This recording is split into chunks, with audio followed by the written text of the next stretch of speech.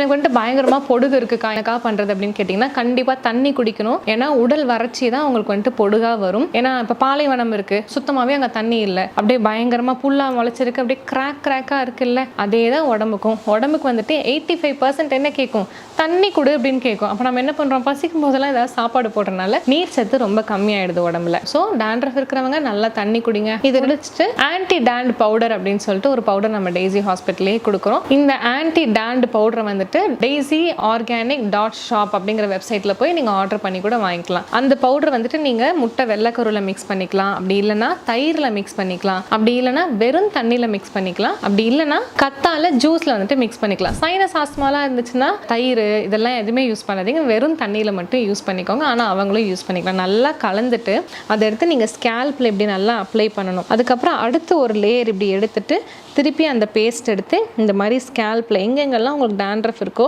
அங்கெல்லாம் அப்ளை பண்ணிங்க. இன்னொரு லேயர் எடுத்துட்டு திருப்பி அந்த பேஸ்ட் எடுத்து இப்படி அப்ளை பண்ணணும்.